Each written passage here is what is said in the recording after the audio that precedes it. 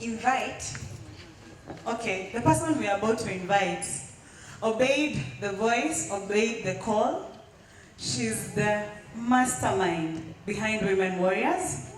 She's the founder. She's mentored. She's spoken into lives. And she's here with us. Ladies, if you can, please stand. Give her a standing ovation. Because if she had not honored this call, then probably most of us would not have been here. Put your hands together as we bring to the front Unia Kima.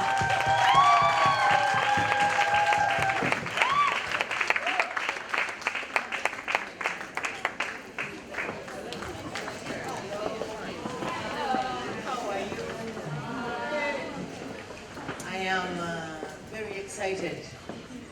I am really excited to see you all. I need help with this thing so that it can be comfortable. No, but I don't need, let me just hold it. How are you? No, genuinely, I am asking how you are. Thank you for coming. So this morning I get up and I get into some kind of panic attack. You know the things women do, eh? And so I'm so perplexed. I'm like, oh my God, the day has come. The day has come. And then I just really started praying for us. I really started praying about some things because I think that as women, we can do a lot. But then we hear that a lot also, eh? And then we do nothing. We've had powerful speakers. We have a lady who sings, leaves us in the sky, and then we stay there like this. Oh, now how do we come down? You see what I mean, eh? My prayer today, and I genuinely pray, we've been praying about this day, and I'm not just joking. I'm a teacher of the word, and I believe in prayer. I just do. I really pray that today you won't walk out of those days, those doors the same way you came. That you'll pick something from these brilliant women. Because they're brilliant. How do you make a dress that looks like a star? Out of your head, I mean. Then you get smanya yellow, mix it with green, and then, then you tell her you wear. Do you understand, eh? How do you begin a business when you've been a doctor and get into business and you're that good? You see what I mean? So we've been honored, really. We've really been honored. How do you sing Masterpiece? Then you just kind of go, then for us we go with you like this. You see what I mean, eh? So, ladies, for me, all that can tell me is that God has a plan. He's invested in how we are and who we are. So we want to thank you genuinely for your time. Because we can't buy your time. We make this thing free, not because we have money, but because money sometimes is cheap. The thing you can't buy is time. Yeah. You understand? I mean, we tell you 100,000. It's cheap. But if someone gives you your time, so that means you have really given us your greatest treasure, which is your time. And we really want to honor your time. And before I go on, I need permission. We began late. It is about 9 o'clock. If you want us to end, we can end. Because it is important to us, by the way, that we keep integrity, yeah? We had to buy you a bit of time to get here, but it's important for us that we keep integrity, so we have to agree on consensus. Do we buy 30 more minutes after 9 o'clock, or do we close at 9 o'clock? Because either you decide, we can do it. 15 after 9. 30 minutes. How many say 30? How many say 15? Okay, the 30 ones win. And those who need to leave, it's okay. Okay, don't feel the need to stay if you must go. Because we are women, we have things to do. Okay. Now we want to start. I want to get all the house business out of the way, and then I'm going to share on God and your gifting. I ask you to carry notebooks and a pen, and you will pull them out and write. Because I'm a Bible teacher. That's just, so you will probably have something to write. First of all, we'd like to give our thanks. Now ladies, let me tell you, we can't afford these people. You know we can't afford them, eh? These are very expensive people. Do you understand? And they've been gracious to come here at no cost to speak to you. we are friends, but we'll start paying. The Lord is going to lift us one day. We will invite you, 3 million. So you come. We are those kinds of friends who pay. Now we are humble. We are like you in the other room. But when we also get our own room, Allah. Anyway. So we got them some gifts. We got, and they're very simple things, but they were thought through specifically for you. We got something for Miss Fatuma Asha. Thank you so much for your time. I mean, that's really all we could do. We got something for Dr. Maggie Chigozi. And then, thank you so much.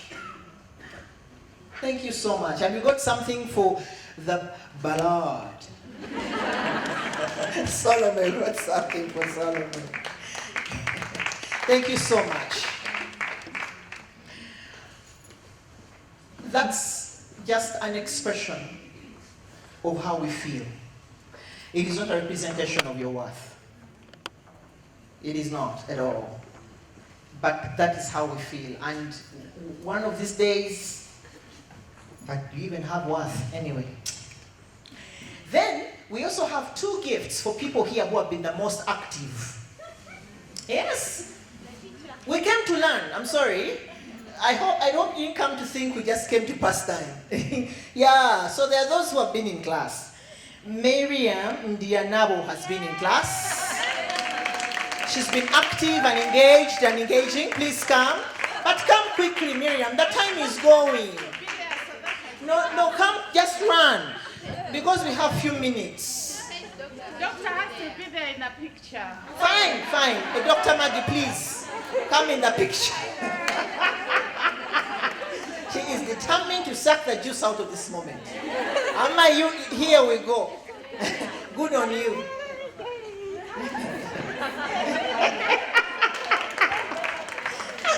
Okay, please take the picture. Are you ready? Yes. Let me get out of the picture. Okay, there we go. Thank you so much for activity. Another person that has been active has been Doreen, Cluster 1 from Kamocha. Where is she? There she is. She also gets something. She has also been, she's getting something. Thank you so much, Doreen. Gathering. Why? I Am Woman, that name is taken by Americans. We don't want to land in trouble. So we went and did research and we found out, came up with excitement, it's a fancy thing, but someone already, there's nothing new under the sun. Anyway, I Am Woman is taken.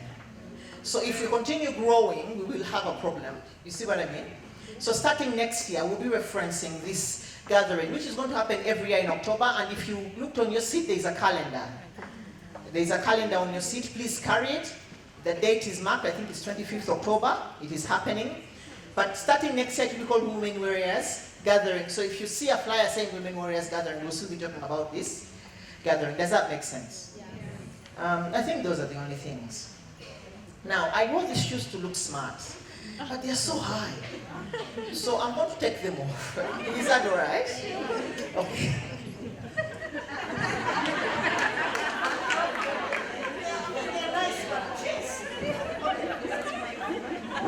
Okay, I'll tell you a bit about how I grew. Like Fatuma said, I grew up when we were walking with feet. But then as you grow up, they tell you some things look good. I have some real cool designer friends, Who'll be on my case. But I've tried, okay. Yeah. Now I'm sorry, I can't do it anymore. Okay. We have, how much time do we have? We need to be out of here by 9:30. So what's the time now? 8:45. 8:50. So we have 40 minutes. I need to use 30, so we wrap up in 10 and get out of here. I didn't forget anything, I don't think. I think everything was done that I was asked to do. Women Warriors.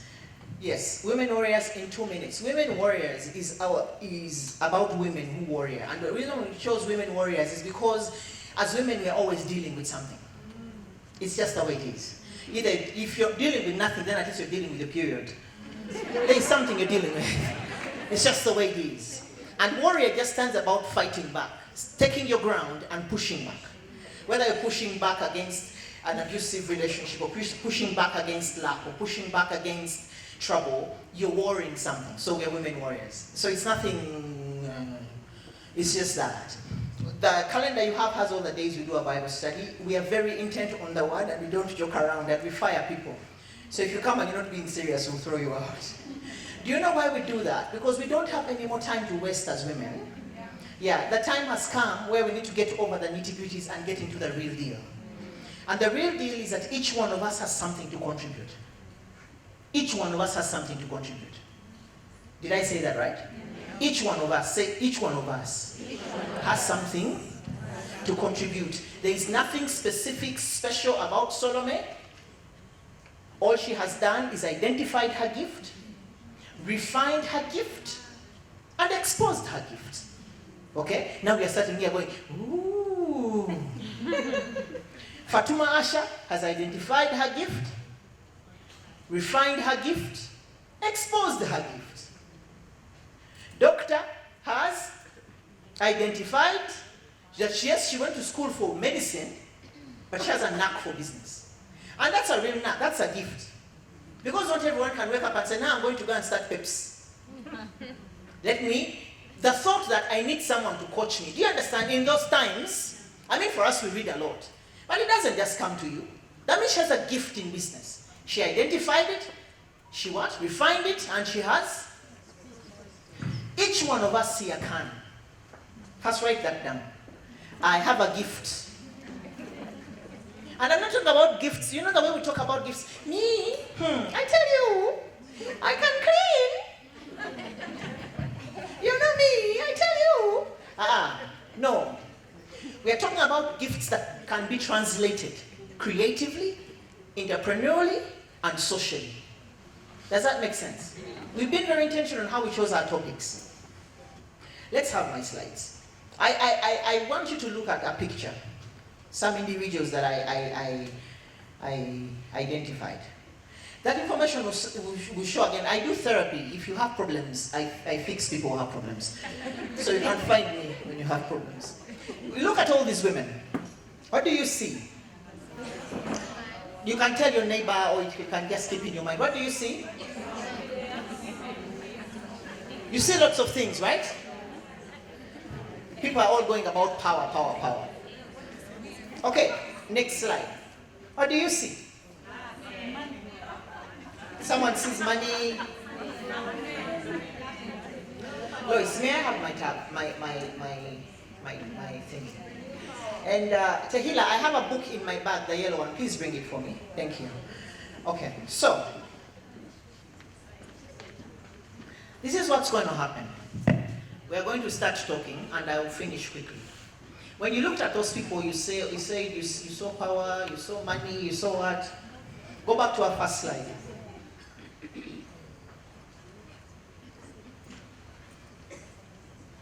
The one with people. Okay, so this the one with people. This is what I see. Her name is Oprah Winfrey. The gift is communication. Her name is Michelle Obama. The gift is elegance.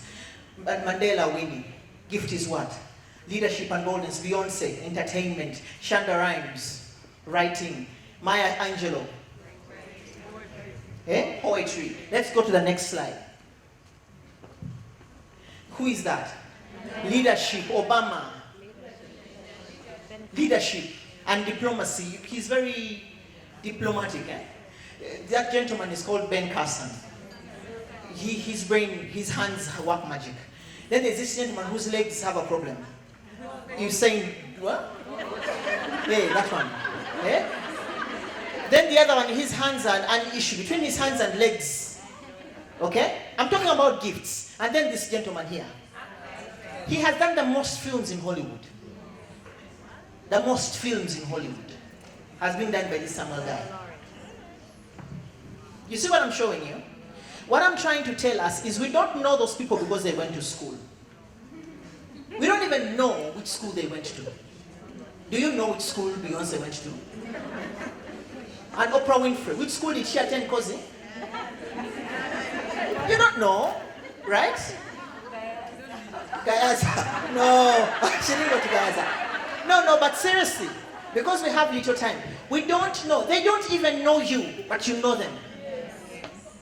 And you talk about them like they're your buddies. You know Beyonce, the concert. You know, I was in the States and I went to Beyonce's concert. She doesn't know you. Do you know why you know her? Because of her gift. Does that make sense? Now, I'm going to ask a question. Do you think it's special that somehow the gift truck came, dropped some on Solomon, some on Dr. Maggie, went to Beyonce, some on Fatuma, then jumped to you?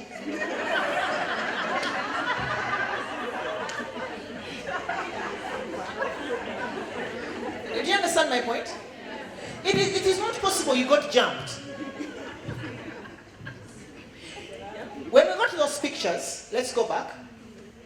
All of those gifts have not been acquired externally. They were internal, then they identified them, they refined them, and they exposed them.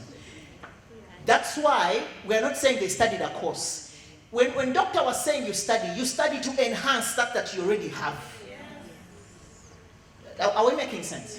You don't go to school. That's why we're having very frustrating degrees. You are an engineer. You've never stepped in engineering something. Because it was never from within. Everything with the first writing I have is every purpose or intention of a thing is within it. Every purpose and intention of a thing is what? So your gift is within you. Fatuma got to the machine, she sewed something. Solomon, she just opens her mouth. Doctor, her brain works like that. Do you understand? Then all these things that they pick up are things that are just exposing what is already what? So your question number one is, what do you have within you? What is it? Because it's there. As long as you are human, it's there. All right? Now, I have a scripture there that is going to be interesting. It says, "For we are God's workmanship, created in Christ Jesus for good." Good? Which of the works these ladies have done are bad? I have young locals who are taking this thing in the wrong way. Where you said, no, if she's a designer, she's not of God. Who told you? You design. But you know, for them, they write music, they're not of God. Are you God? Can you show us the music you've sung? For we are God's workmanship, created in Christ Jesus for the good works which God prepared before what? That what should happen? You should walk in them. You've been created as a workmanship because you have something you must walk in. And as you walk in it, all these people we are seeing, all they've done is walk in. That's the exposure thing I'm talking about. They have walked in the workmanship that they are. You and I have not walked in the workmanship that we are. That's why we are here. And no one knows us yet. Keyword being what? Because the day you decide and say, but no, also me next year, I want to be the one they invite you to tell us. And we shall invite you. For us, we have no nugu. You come and say, by the way, next year, they shall also know me yet. Do we have that? What I'm saying is that God has made you as a workmanship. A workmanship is something that has been formulated in detail and with thought and intentionality. That's why I'm a person of faith. I am not born again and preaching the gospel because I don't have things to do. I genuinely believe that there is a God in heaven who has orchestrated personally and privately and intentionally every one of you sitting on these chairs. And you have been made with some intricate design. Because even if Fatuma Asha is good and Susan Anzo, they sat there, they would have different designs. That's why I don't believe in competition. Suka, can you please later for us? And tell us who you are and what your name is. Hi, my name is Suka. And Deta, the mother of all wisdom, someone who has started so many and supported so many women organizations and entrepreneurship and talking to women and building them and encouraging them. And I don't know, I could burst when I'm talking about this person. She has encouraged so many people. And surprisingly, she put my sister on one of the boards. I didn't tell her earlier. One of her investment boards, and I'm aspiring to do that, although she's an entrepreneur and a strong lady that we look up to and a role model for so many young women. And without diluting who she is any further, I would like to let her come up and speak about herself and what she wants to tell us, and I hope we'll all go away with something. Dr. Maji Chigozie, please give her a hand.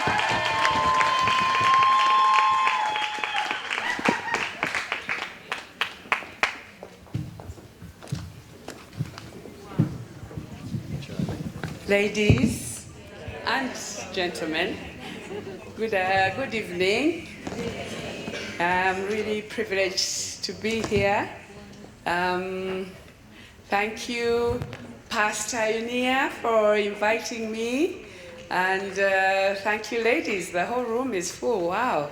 I hadn't turned around again, and it was about half full by the last time I looked at it. So I'm really happy that you come together to try to make your lives better. And that's what we need to do as women. Traditionally, we've competed. We've been brought up to compete. We've been brought up to hate one another, to fight for men, to fight for positions. You want to have the better dress, you want to have the better earrings, but I think we are kicking that one out.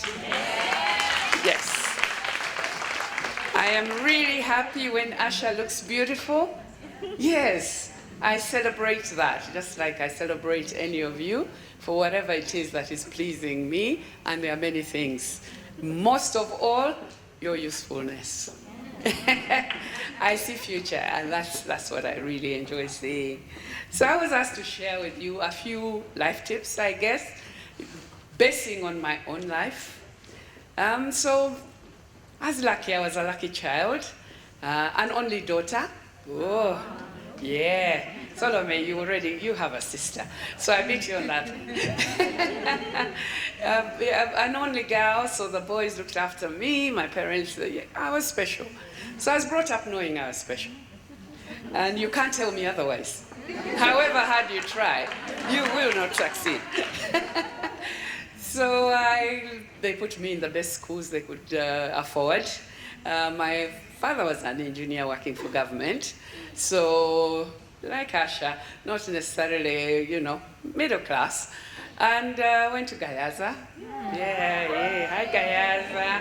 But I also went to Aga Khan before that. So who's in Aga Khan? And then went to Makerere. And the choice of what to do, mine, unfortunately, she was able to fight back. I was told when I was in nursery school that I was going to be a doctor by my dad. And of all the people who would get away with murder, as far as I was concerned, it was my dad. So when my dad tells me I'm going to be a doctor, never question mark. Luckily I could do science. I could do anything actually, but I could do sciences. So there I was, a doctor. It was okay. I mean, I don't know if I had been given a choice, if I would not have done something different. But again, this is a message for you. Just because you studied something, you are not stuck there. So if you now even want to go into fashion, why not? If you want to go and cook, why not? So yes, I was a doctor, and I did work as a doctor, surprisingly. People don't seem to believe that. For 17 years. Yes, but many of them out of this country. I worked in Zambia, I worked in Nairobi. We came back, yes, we are the historicals. We came back with the NRA in 1986 to a Uganda that we had left because of the insecurities and all that. But anyway, we came back and made a life with my husband, he was working for the breweries. I have 3 children. Only one that you know. I also have a daughter. She's a doctor. She wanted to be a doctor. I had nothing to do with that. In fact, my advice was, do you really want to be poor? She really wanted to be poor because she was passionate. That for her was her passion. Me, I was never given a chance to find out what my passion was. But for her, yes, treating people, making them better, studying. She has all those degrees that you know about. And she has even solved the problem of poverty. She's not poor. Yeah. So don't always listen to your parents. I think that's an important one. Because, you know, they don't know anything. Yeah. Anyways, my you know Navi, of course. Now that's an interesting one, talent. What do you do when you find talent? And somebody is very clear as a parent, you know. And I was a single parent. At that time, I was a single parent. There's this 13-year-old who comes with a CD. He went down to Hope Mukasa's, who's a friend. His children are friends. So Hope Mukasa made this little CD for him. He comes with his little rap. I said, okay, that's fine. Took it to school, got very excited about it. Rapped everything at school, so yeah. The next thing I know, some hip-hop award in South Africa. I need a passport. Clear Cut is going to South Africa to receive an award. Okay, maybe this is more serious than I thought. Then, so lots more, but by then we made a deal. You know, he was in music from 13, 16, whatever. But we had a deal, you're going to school. Nobody in this house has not gone to school, has not got just one basic degree. I'm not asking for a PhD. Just, what subject? Do you want to do music? Probably not. But yeah, so he got his degree, handed it to me, said, there's your degree, my degree. And it truly is my degree. Has never come out of the where it is, the cupboard where it is. Never been needed, I'm going to know. So it was my degree, but I'm happy that in his head, probably some value was added. He can think like a graduate. So children, you are at the age where you have children, give them a chance. Give them a chance to do what they want. And don't pressurize on the doctor and the lawyer and the engineer. And Asha had a bit of a rough time as well. Sewing. My mother was a dressmaker. At that time we called them tailors. But now that I look back, she really was a designer, a fashion designer. She made clothes for the Nabagereka. Yeah, she made clothes for Miss Uganda and all sorts of people. So she was a little more than a tailor by that time. But the industry was killed by the second-hand clothes, isn't it? Yeah. Yeah. The second-hand clothes came in and killed that industry completely. It's now coming back with people who can now afford a little bit more than second-hand clothes. So what do I have for you? One is that you can do anything. Looking at me and what I've had to do. Medical doctor, working happily, running the clinic at Parliament. I treated the Speaker, I treated the members of Parliament, treated the generals. That was me, the doctor of all those guys. And then my husband passes away, gets a heart attack and dies. So there came the decision. How do I look after my children? Do I sit down here and be sad and be miserable for the rest of my life, taking my children with me? And for me, my children have always come first. So again, this impatience as young people to succeed very, very fast. Patience. There's a time for this and a time for that. So the time when you have children, please, bring up your children. Bring up your children. Be a mother that you're supposed to be. Find time for them. Play with them. Run with them. Swim with them. Be there. Be in the house when they come. So that's when you say, okay, Job, maybe I won't go as fast as I can to become CEO. But there's always a time for everything. You will achieve later. But of course, people are different. Some of you are saying, no children for me. My job is number one. That's fine. It's your decision and who you are. But for me, my children always came first. And I did what was best for them. But very soon you discover they don't even need you. Oh, they want to know you're there. You're somewhere there in the background sorting out all their problems. But, you know, then you can now be more ambitious because they don't need you. So I had to choose between being poor, medical, and taking over from my husband. My husband was running a business, so I chose to go to run the business. But did I know anything about business? Nothing at all. So here again a message.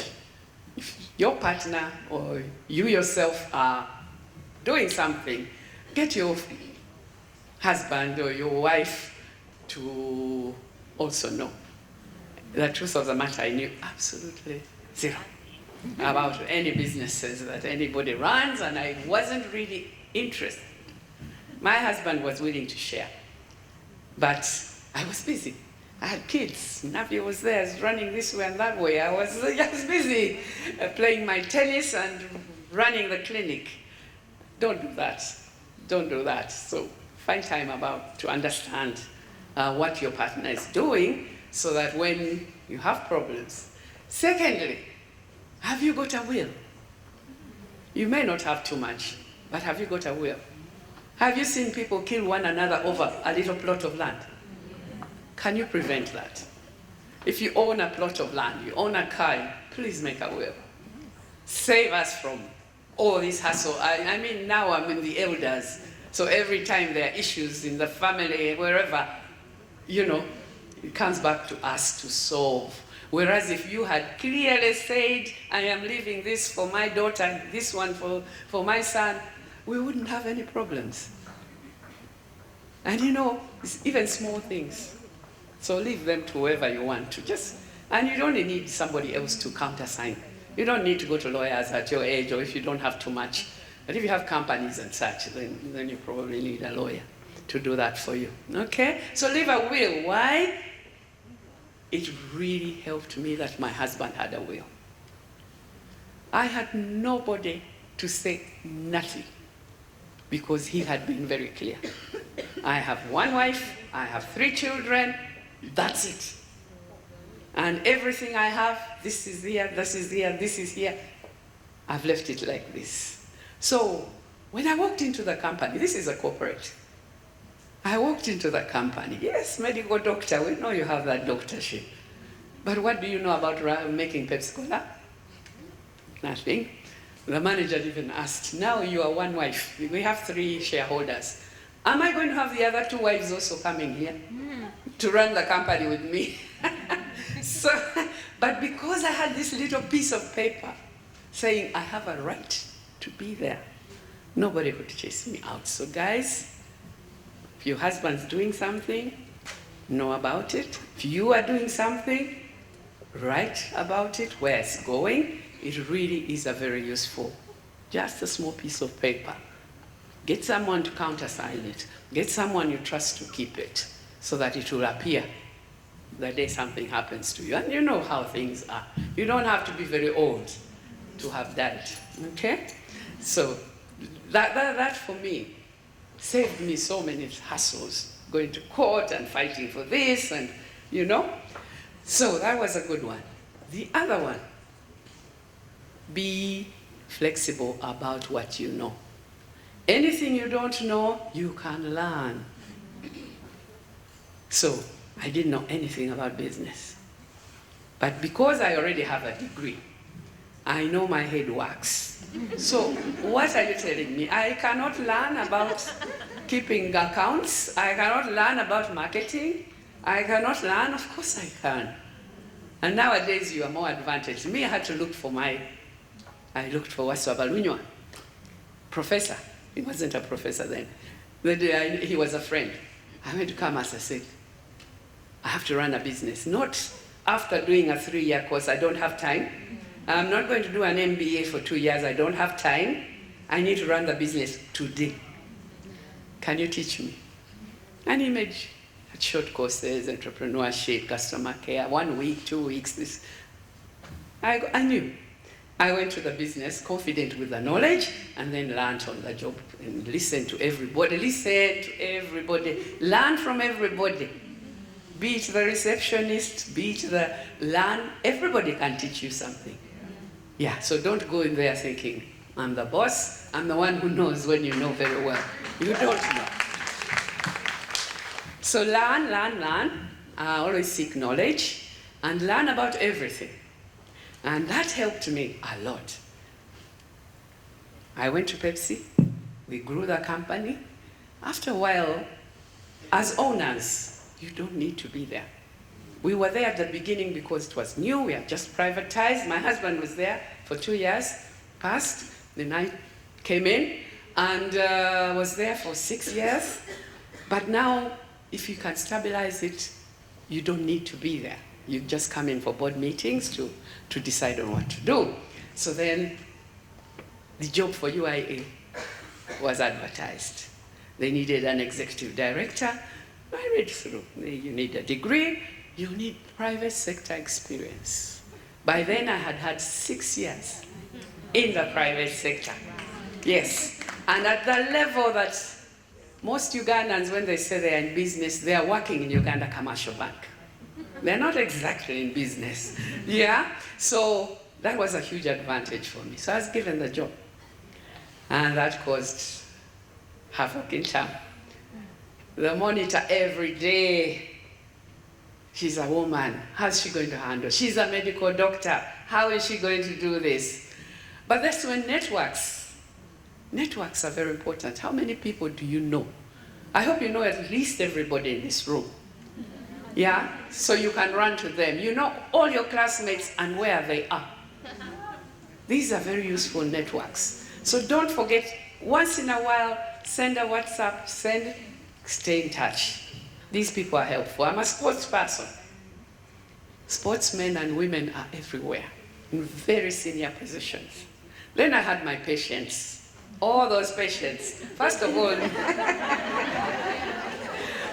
my originals, but then I had patients, here in the Parliament Clinic. All those people were my patients. So when the job now has to be cleared by Parliament, I was okay. I had the right people supporting me. But of course the general public was not supporting me. So again, I knew Wafula Ogutu, heading the monitor. I said, please, give me a chance to make a mistake and then talk. I haven't even gone into office and everybody's against me. Every day there's something negative in the media. So that network immediately stopped it. No more letters. I'm sure the letters were numerous. I mean, this woman, medical doctor, everything wrong about me was there. Obviously cannot manage such a position. So luckily I showed, I could manage. Again, learn on the job. Learn on the job, explain, communicate, and I think that worked for me. And that, working for government, I can give you lots of advice. Who works for government? Yeah? Okay, not very many. There are tricks, not tricks, there are a few basics. When you go, if any of you is going into government as a member of parliament or whatever it is, and I hope many of you are considering leadership. Come on, let's take up leadership. Don't underlook yourself. Don't say, I cannot manage. You can. When you have to, you will. So, if you're in government, what do you need to do? What did I learn? I was there for 11.5 years. What did I learn? First, I learned know the rules and regulations. And never, even with instructions from the most important person in this country, do something that's not right, because it will come back to haunt you. The auditor may take 6 years before he has checked that, but he will check. Parliament will take many years before, but they will check. So make sure you are clean.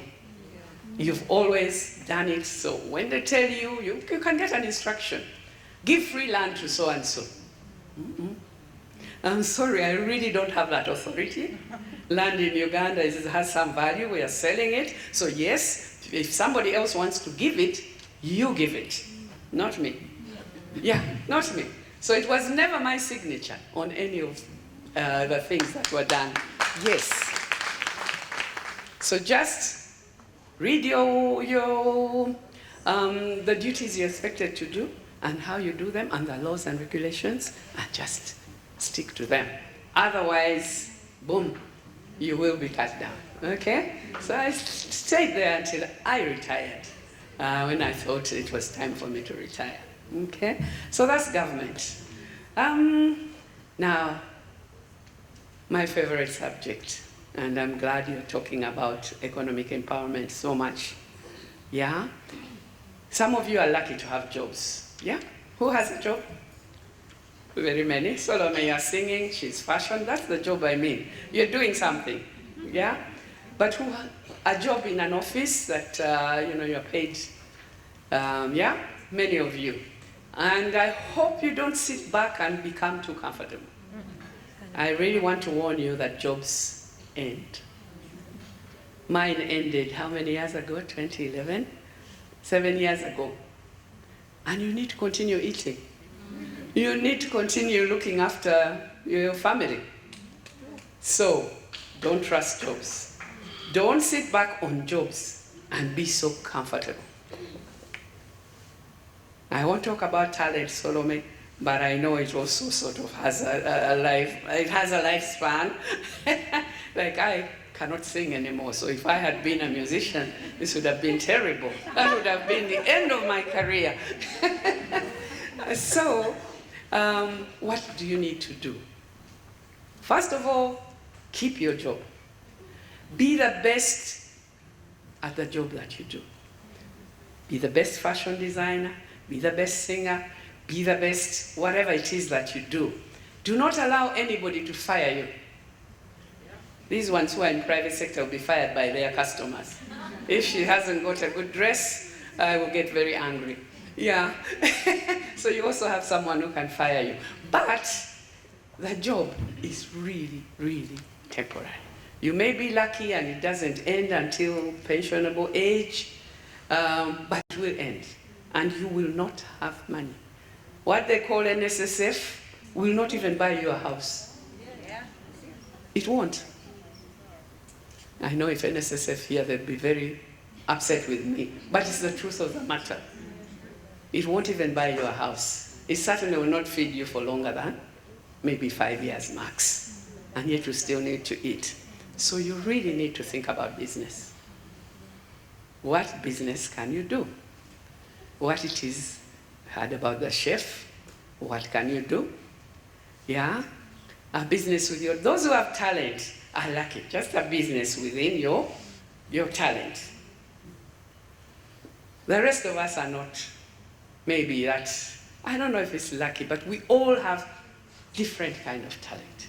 We all have talent of some kind. So, what is it that you have that you can look at? What is it that you enjoy? We're lucky to have a country that really is full of opportunities. We just have not been active enough to see them or interested enough to see them. The easiest one to go into, but also the very difficult one to compete in, is trade.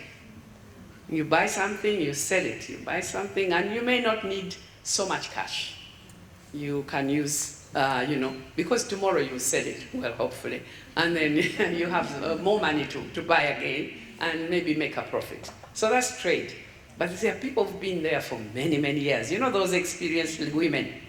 They now have arcades from trade, from going and bringing you clothes that you wear. Before our fashion people became so good, we were so dependent on these ladies who ran off to Dubai and wherever. But now you've really given them a challenge because the local fashions are so nice. They are so nice, they are so relevant, they're so comfortable compared to what they bring you from. But still, their kids are doing a great business. All right?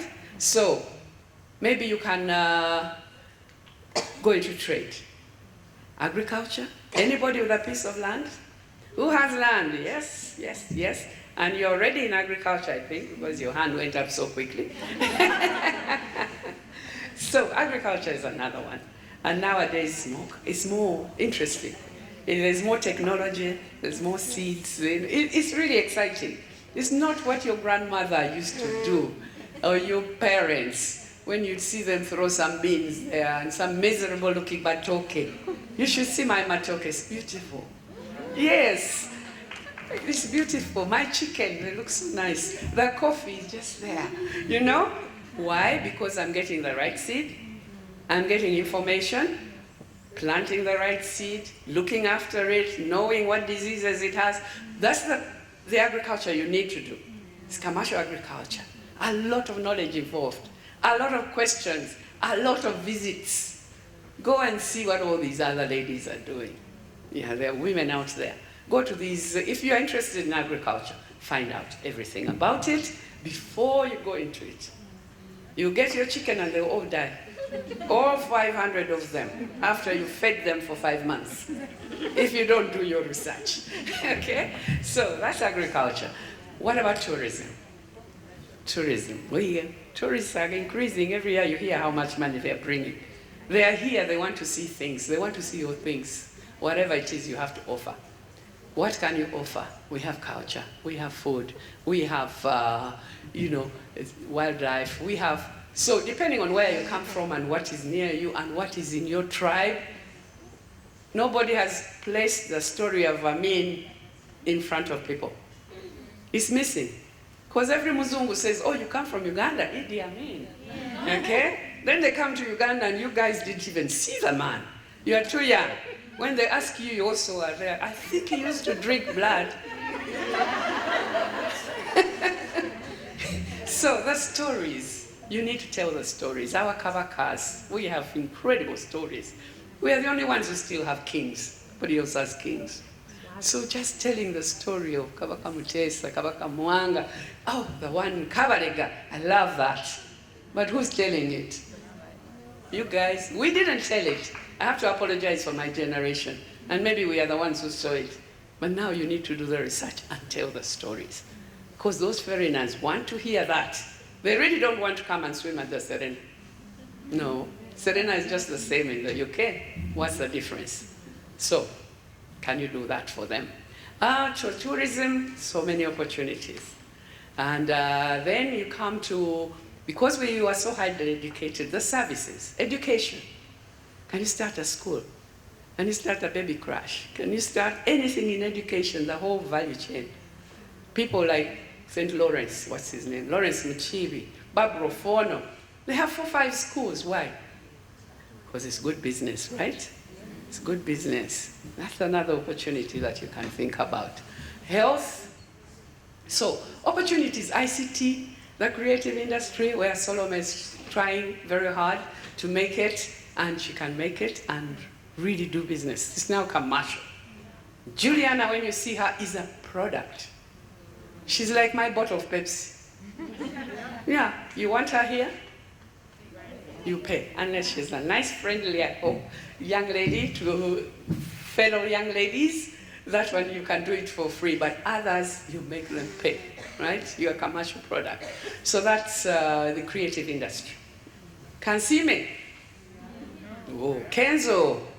I see him all over the world. So, that industry, film, working, it's beginning to work.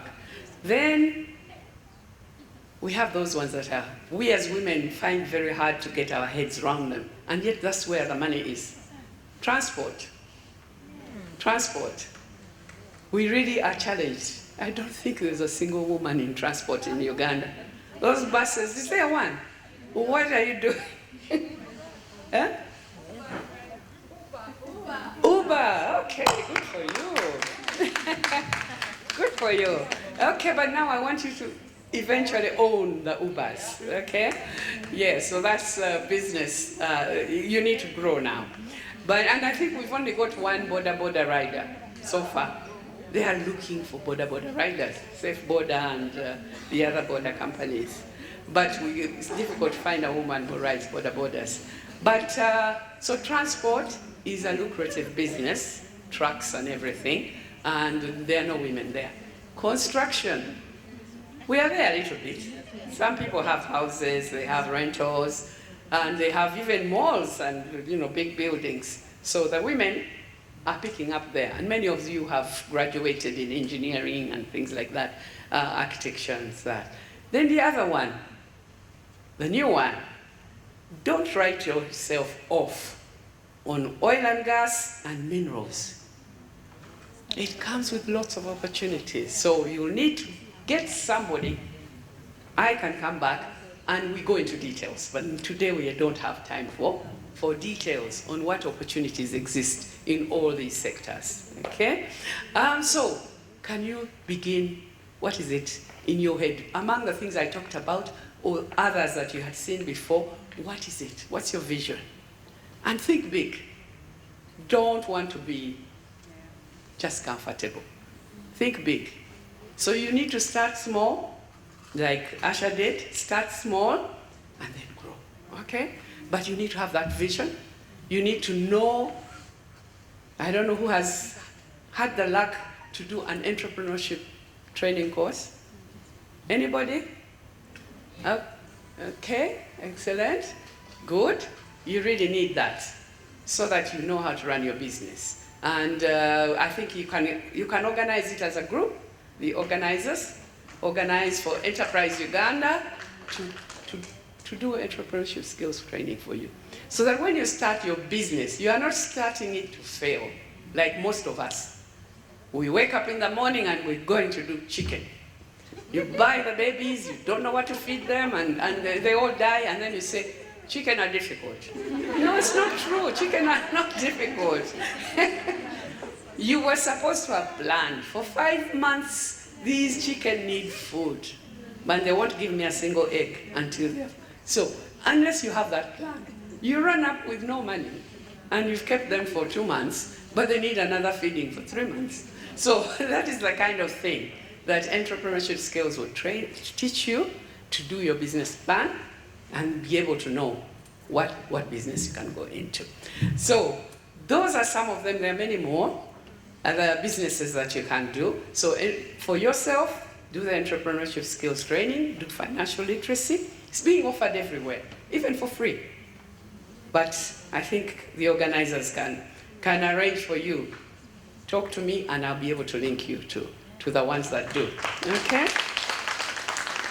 Because I want you all to be great business people and retain your job. Those of you who have a job, please. Don't say, now I'm so proud, I'm going to start my business and leave your job. You need to eat. New businesses don't earn. They take time. They take time to build up. So please, keep your job and be the best you can be at that job of yours until you are the one ready to fire them, not the other way around. So ladies, thank you very much for listening to me. I wish you well. Thank you.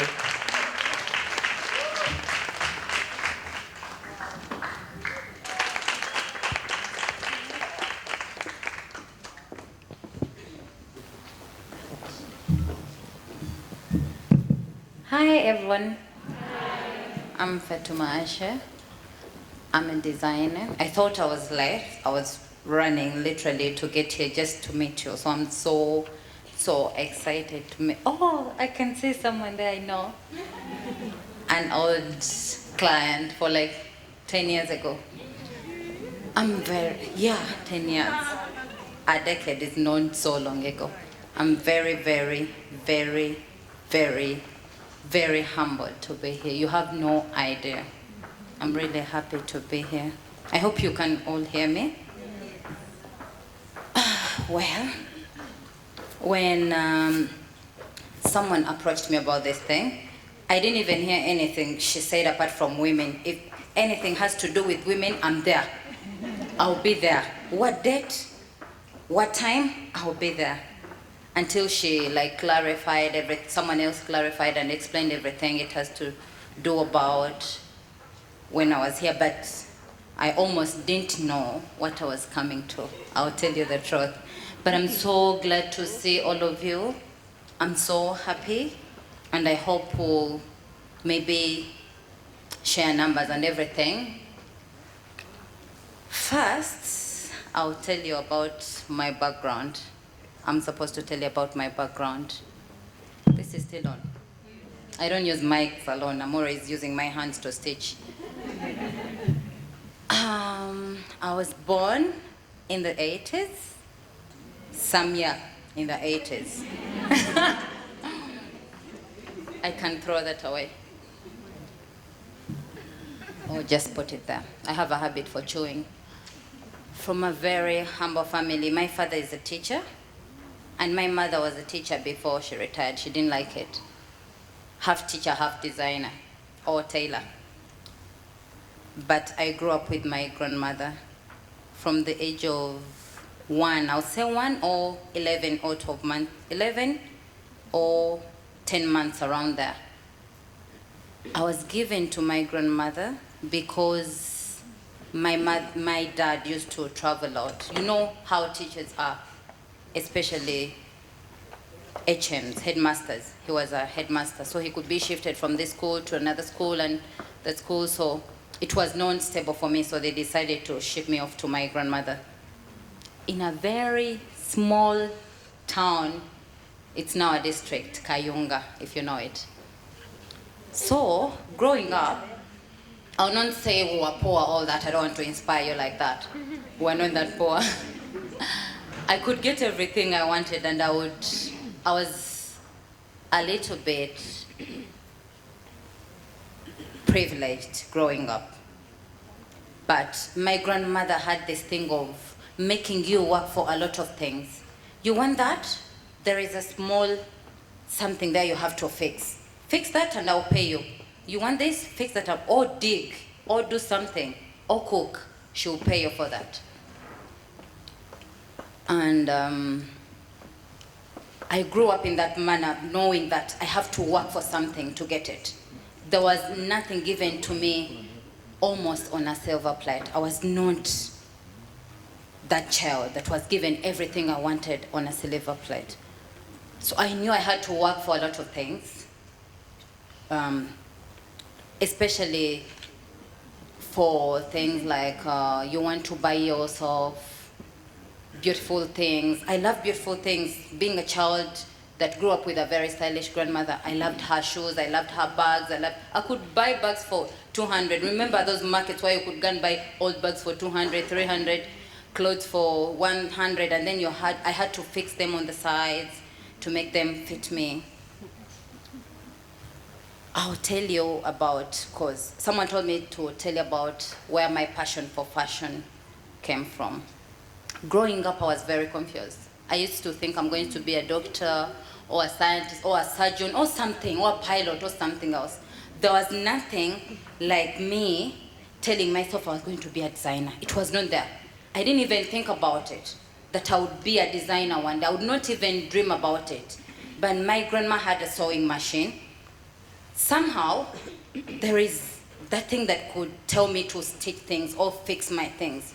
I could cut her clothes, cut them and make them fit me somehow.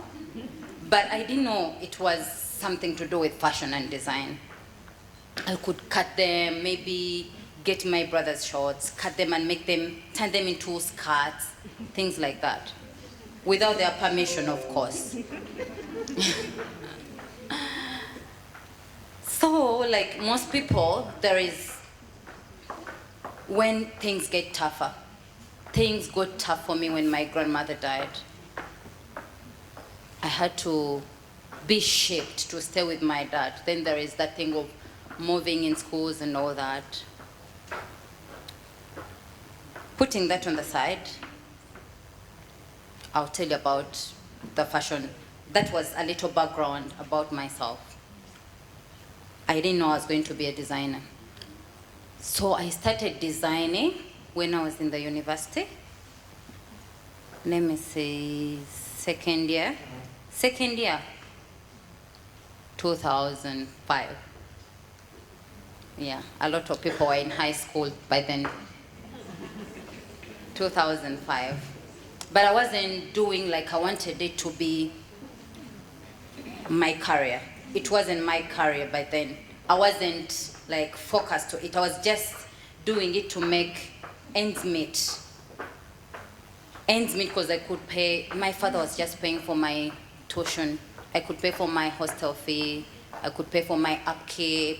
I could pay for everything, almost everything. He just catered for my tuition because he didn't want what I was studying. He didn't like it. He didn't like it at all. Like, you're wasting my money to go and study sewing a machine. What is that? Really? I remember he earlier enrolled me in 2 MOOCs where I was studying for free. But I changed course before the end of first year. It wasn't easy. I will tell you, it wasn't easy changing course, and then you have to pay for almost everything. And I was 19 by then. I was 19. So starting my career, like she said, most people get confused about what you want to be. You get confused. I will not tell you I wanted to be a designer from childhood. That will be a lie. I don't want to lie to you. I wanted to be a surgeon. Yeah. I really badly wanted to be a surgeon, but I was very, very, very good in art. But it was not intentional that I wanted to be good in art. It was just a subject I was doing, drawing and doing that. But I wanted to be a surgeon, and I didn't do sciences because I could not afford them. I could not afford medicine, and I didn't get the best marks to do medicine or do that. I think I got like 21, and by then by then it was 25 best points. Please, I don't want you to think I'm someone that said 32. It was 25 and I got 22. Yeah, I got 22, and you had to get like 25 or 24 to be on government sponsorship. And I don't come from a very wealthy family, so my father could not afford that. And I was doing human resource, so I changed courses and did industry and fine arts because it's something else I could do. It's something else I could do, and I was a little bit passionate about art, and I was very, very good at it because I got an A in art in high school. I started my career in my hostel. A tiny, tiny room. It was half wooden, half metallic, like a garage. Half garage, half wooden. Like I could hear my neighbor talk. We could even converse when I'm seated on my bed and she's seated on hers. We could converse. So it was that tiny. I could make tiny clothes and force my friends to buy them. You had to buy it. If you're my friend, you had to buy my top. If you're my friend, you had to buy something I've made. I realized that I could get good at this. I can make a living out of this. There were not so many designers by then that were making a living out of fashion. A lot of them were just, there was Sylvia, there was Santa, there was, what's her name? Maraca, there was Natasha, there were so many, but a lot of them were doing other things alongside fashion. It was like music by then. You could not earn a living out of music. It was just a passion. So after forcing my friends buying my things, and then they bring in their friends to buy my things, I realized I could make a living out of it. But where was the money? There was no money. There was no money for me to start big and like them. I wanted to be like them. I wanted to be like Sylvia. She has inspired a lot as people maybe degrade her and think she's not talented enough. To me, I think she's very talented, and she put the fashion industry to where it is now. I'll tell you that. Without her, I don't think it would be here. So I looked up to her so bad, and I wanted to be like her. I didn't have the funds to do that. I got a side job.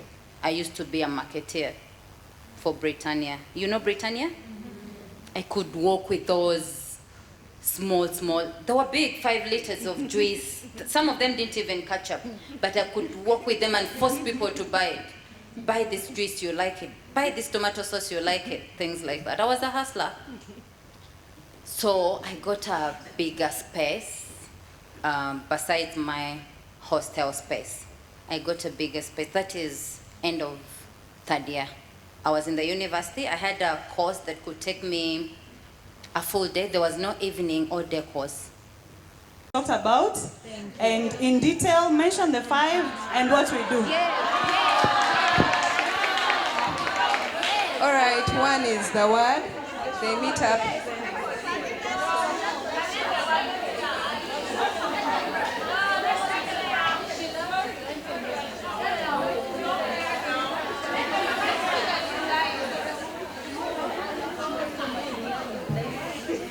All right, there was the word. They meet up and they pray and they share the word of God. They encourage themselves. And then there is wallet. They help in finance management. Then there is warehouse. They help provide shelters for persons who don't have shelter, not until they find a place where they can move. Then there is You need their stories?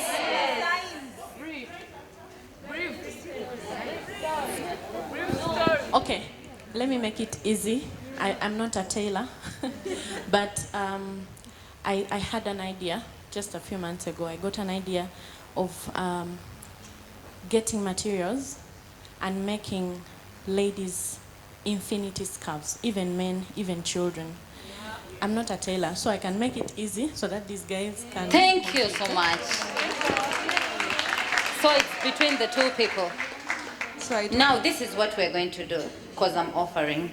I'm the one that is offering. I'm sorry.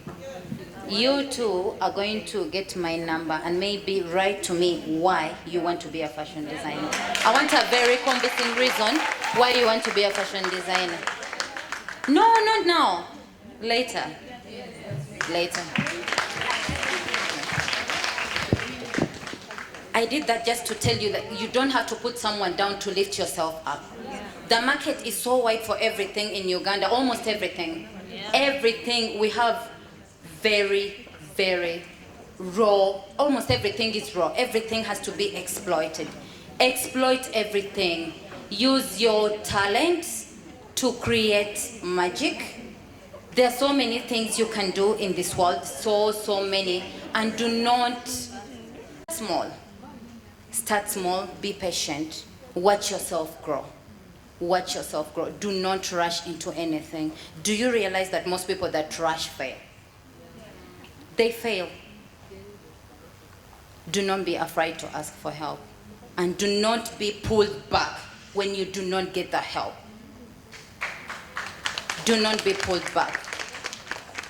I almost helped myself. I will not tell you that that particular person helped me to get to where I am.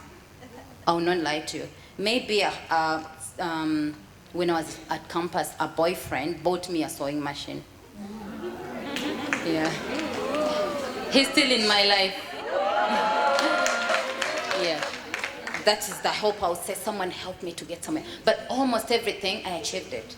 When you're lucky to get someone to pull you, to put you to the next level, you are lucky. If you're not lucky, do not feel like, oh, how did she get that? Oh, someone put her there. Oh, someone gave her money. Someone gave her capital to start it. No, you can start with a small capital that you have to build something. And most of the times it doesn't have to be money. Capital is not money. It's not only money. Capital is knowledge. Do you have the knowledge? Do you? You can talk to people to invest in something you want to create. Talk to them. There are so many people that can be willing to maybe invest in something, but they don't know what to invest in. There are people that have the funds. What I've realized what sells us is our tongues.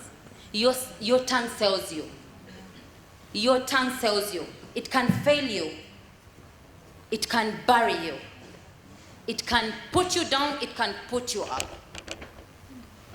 It can put you anywhere you want to be. Like when you're talking to a client, it can convince that client to give you a job. Like when you're talking to people, it can convince them to take in what you're telling them. If you're talking to an investor, it can convince that investor to give you money, invest in you, or not to invest in you. You understand? I'm sorry, I'm a teacher, so I'll keep asking you if you understand. Sorry about that. So basically, it is that. Don't be afraid to start. Do not be afraid to start. I started very, very small with a capital that doesn't even count to 1M. It was so like 500 or 600. Do not let people pull you or people whisper in your ear that you can't do it. You can do it, whatever you want to do. You can do it. There are so many people that want to start things but feel like, oh, maybe it has to be made somewhere. Maybe it has to be made by someone that is famous. No. No, you can make yourself famous if you want to be famous. You can do anything that you want to do. That put aside, I wish everyone good luck in whatever you want to do.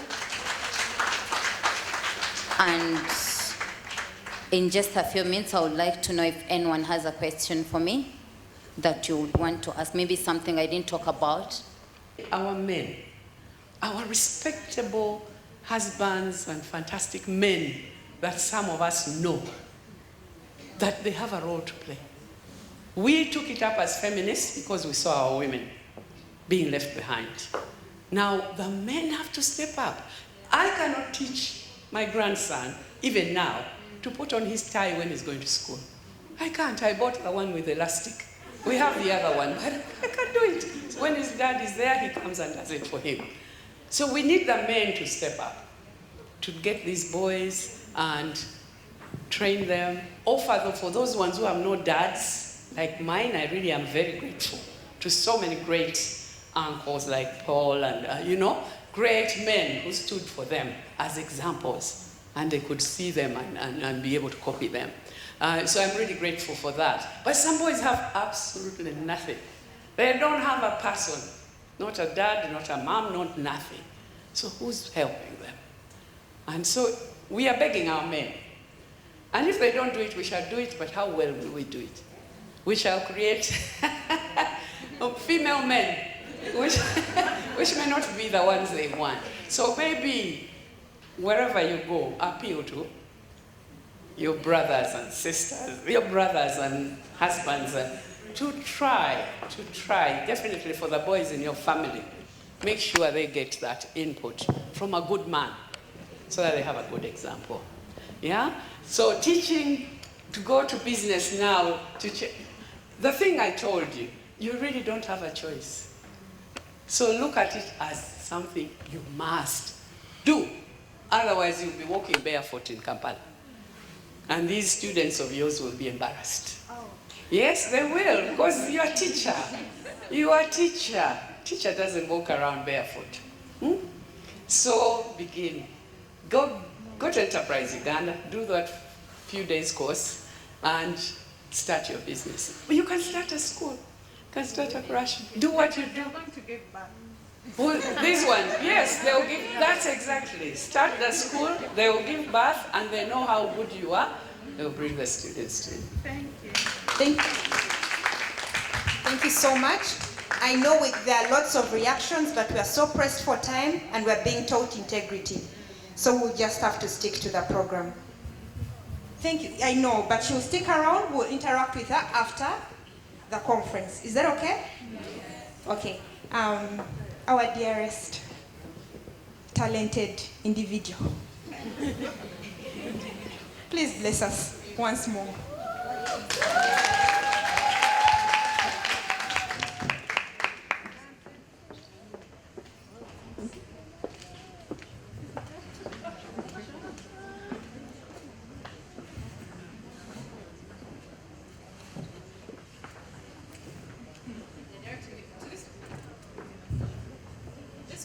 This one? Ah, great. There's a song I wrote which I'm going to sing called Masterpiece. And I like that in the video, one of the ladies said that the major challenge that we have as women is identity. And I think everything kind of builds from that. And I think every speaker kind of spoke about it, that we as women need to know who you are. Have you ever seen a lady who is confident in who she is, even in her wrong idea, but she's confident? You know, you really go far. But to know, I think for me, that's what I want you to know at the end of the day, that you are a masterpiece. And a masterpiece can't be copied. There's no other copy of who you are. So may you know that you're a masterpiece and that you are great and amazing, yeah, and a warrior. Enjoy. Increase the track just a little. The track is really low. Do you want to start that again? Because the track is really low. I can't hear.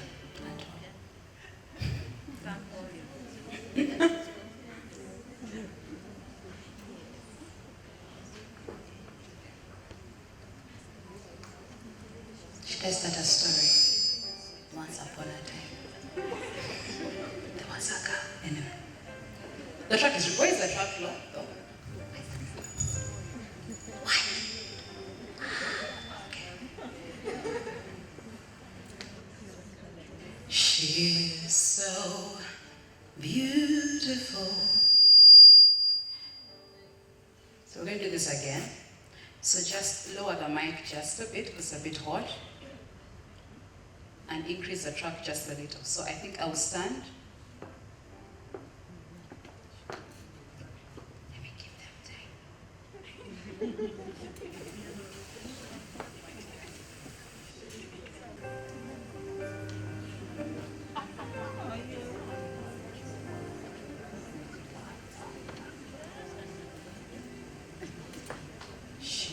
So beautiful and so elegant.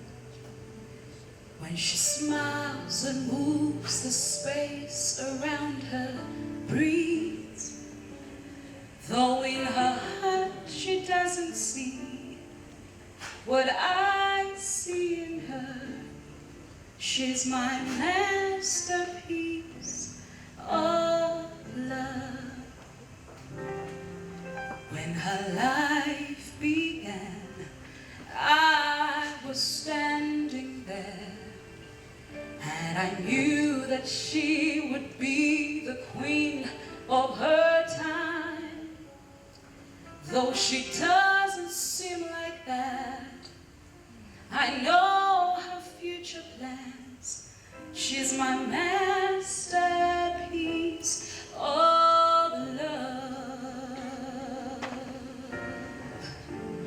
Finally, she starts to see herself through me, and she will soar on high. Then the people all around will start to love again, and the light will break the night, and we'll see heaven, we'll see heaven.